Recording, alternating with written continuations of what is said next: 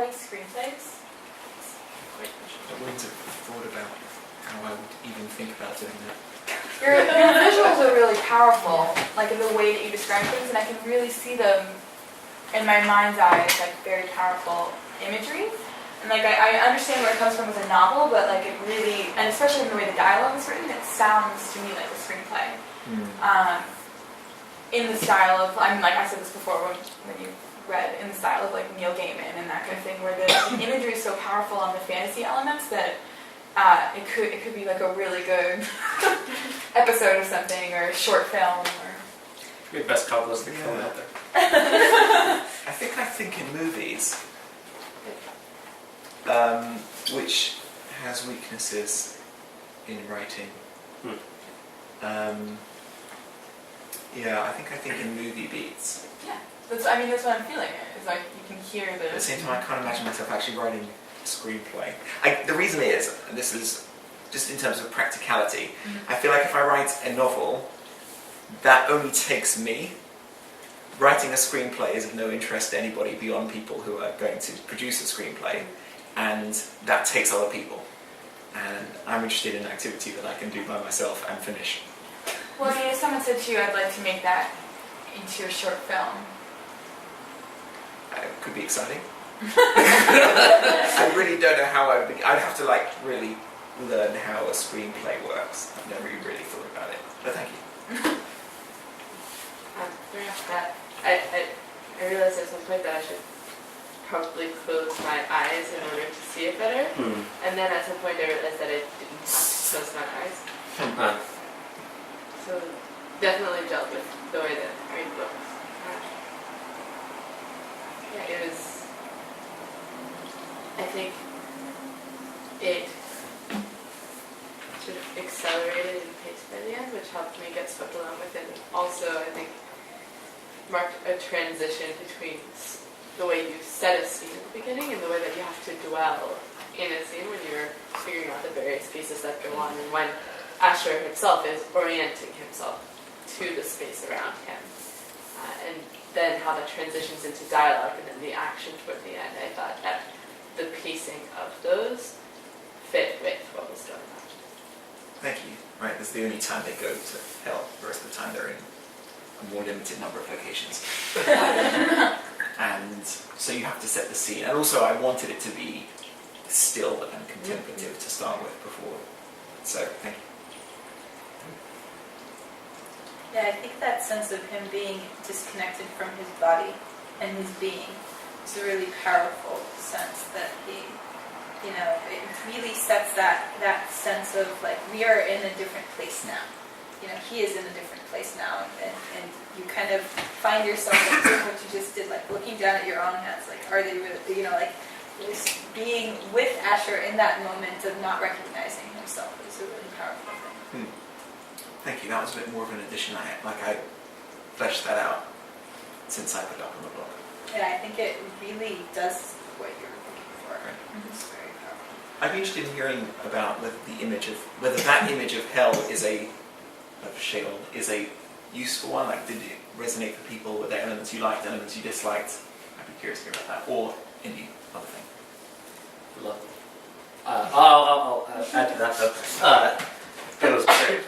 Also, Better than cats. it was better than cats. I would say that Everything is better. the idea of the clay moving and sort of this, I think you said running almost through the wilderness like a stream, which, I was sort of trying to imagine a stream on land moving through the wilderness, and it was just, I think the incomprehensibility of that very image, or at least in the way that I understood it in my head, sort of made me realize that the image is just sort of too grand for me to understand. And even more so than the imagery, I'm very much a dialogue person, more so than imagery, which might speak to my songwriting being more word heavy rather than descriptor heavy. I think that the dialogue between Asher and his father spoke to me even more deeply than any of the images except for the scene. It might be what Caitlin was picking up on, of how beautifully you would write a screenplay, even if you would never want to. it's just the dialogue shows the trepidation internally and the internal experience of what that hell or Sheol or Hades or etc. would be. There was the line which I really like, which is the "No, you wouldn't." I really like that line. Yes. Very pleased with that. It's interesting though because I resonated more strongly with at least some of the imagery more than some of the dialogue. But the description of his father and the way that he was, like the despair that he was feeling, the processing, I thought was really powerful.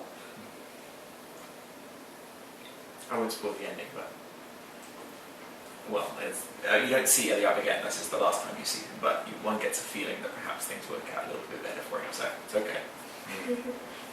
Yeah, I would say that imagery did resonate really well with me, at least, and I think it's partially because the play that I'm working on right now is called The Bureau of Missing Persons, and part of it is about this idea that when you're lost or when you're dead, in the playwright that I'm working with, her idea is that they go to this like place and it's very cold and they have something they have to say, and they either have to go and say it to the people that they love, or they have to stay in the cold place and they get so cold that their lips freeze together and their eyelashes freeze shut. And so this is like weird freezing imagery of like being in a meat locker, and that's her idea of hell, I guess. And so this idea that it's very fragile, the idea of the clay and the I don't know. And I feel like that's more where I got the cinematic imagery.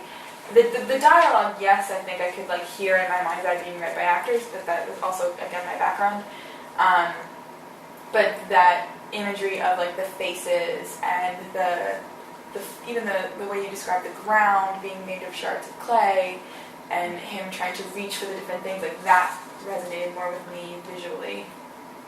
It's interesting for me reading that just after you just talking about clay. Actually, I really enjoyed that. Yeah, That was fun. I was just thinking about that as well.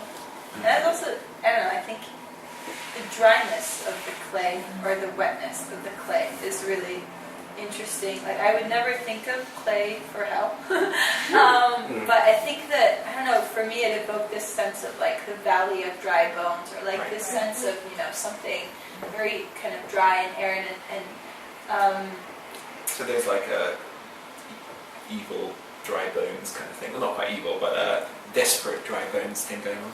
right. But also, I had two other things going on there as well. So one is the idea of the breaking of the vessels, the Urianic Kabbalistic idea of the vessels breaking, and this is the remnants of that. The other idea is that his first thought is that they're bones, because I'm thinking about the worlds that were created before this one, which were created with too much strength. And so that's why, so first of all he thinks of them as like particles of shattered bone, and then he realizes that it's the same thing as saying they're clay, that's like, so that was in my head what was going on. But then my brother said I should read this piece, and he described it as the chapter of the dry bones, which I hadn't really thought about until he called it that. That's good. That was striking to me. Which is maybe one of the things that's a little confusing in a neutral sort of way about the flowing rivers, is because I'm used to thinking of things that are flowing, things that are currents as a wet imagery. Right. Mm. Oh, that's interesting. Right. Right. I was thinking of like a single grain of sand Like that causes a sifting trickle. all this. Right. Interesting. So more like a desert current, which is a Yeah, scenery okay, I that had to I'm less think about familiar with in general in my life. In terms of medium of story, something I'm partial to the graphic novel also.